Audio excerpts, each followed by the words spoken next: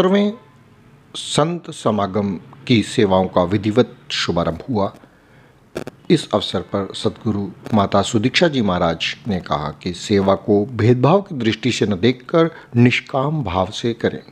इस संत समागम की भूमि को समागम के लिए तैयार करने की सेवा का शुभारंभ आज इस बार 6 अक्टूबर को हर वर्ष की भांति सद्गुरु माता सुदीक्षा जी महाराज और निरंकारी राजपिता जी के कर कमलों द्वारा किया गया।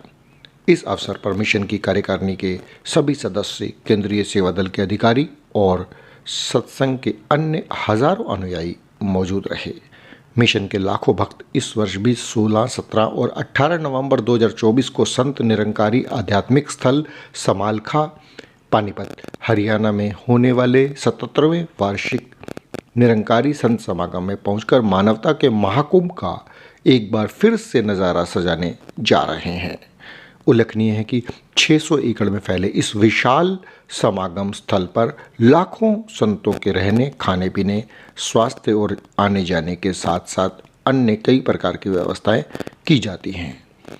माता सुदीक्षा जी ने क्या कहा, आइए सुनते हैं। आज ये जो रूप समागम सेवा का आरंभ और इस तरह से अभी से देश विदेश के महापुरुष पहले ही आके ये मैदानों में अपने हाथों से सेवा करने का वो भाव लेके उस उद्देश्य से कि यहाँ पे समागम होना है और ये समागम संतों के एक सहूलत भी हो, संतों के वचनों पर फूल भी चढ़ाया जाए और ये योगदान भी संतों का ही। तो कैसे ये सिर्फ बात कोई मैदान की नहीं है कि उबड़ खाबड़ ज़मीन है और एक बराबर एक लेवल एक प्लेन करना है उसको।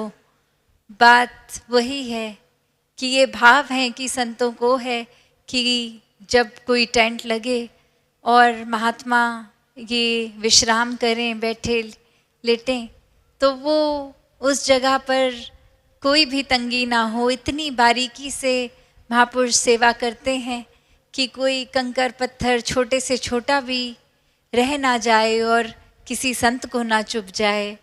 वो भाव फिर चाहे वो नहीं कि एक ऊंची घास है, कोई कीड़े मकोड़े, एक कुछ भी उसमें हो सकता है, कैसे फिर भी अपने हाथों से ही वो भी एक सेवा करके वो जगह को साफ कर देना।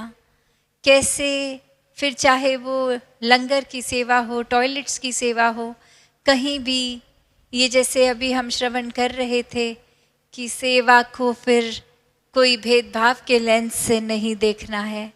ये सेवा मन का भाव है। ये एक हुक्म अनुसार कैसे किस समय किस चीज़ की ज़रूरत है, वहीं संगत भी सेवा दल भी उसी ओर लग पड़ते हैं कि ये एक करना है, इसको एक जिस तरह कहा गया, समझाया गया, और उसमें भी ये हर पल भाव यही कि ये कोई आयोजन तक बात नहीं है। जब समागम ने होना है तो हर एक ने ऐसे कोई संदेश देने हैं जो हमारे ही जीवन को बेहतर करेंगे। तो दातार कृपा करे ये भाव बरकरार रहे। ये एक चाव, एक खुशी जो अभी से समागम तक है, वो समागम के बाद से लेके अगली सेवाओं तक, अगले समागम तक भी रहे, क्योंकि ये कोई एक छोटी ड्यूरेशन के भाव नहीं, ये भक्तों के भाव हैं, हर समय के भाव हैं, 24 घंटों का आनंद है, खुशी है। और ये जो चाव और ये मौका जो मिल रहा है सेवा का, इसको गवाया ना जाए।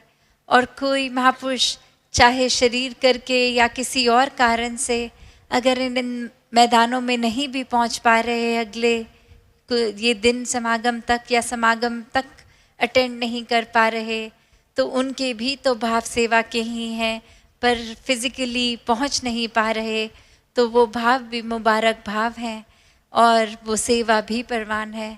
दातार हर एक पे कृपा करे, ये सेवा भाव बना रहे। साथ संगत जी, धन्यवाद जी।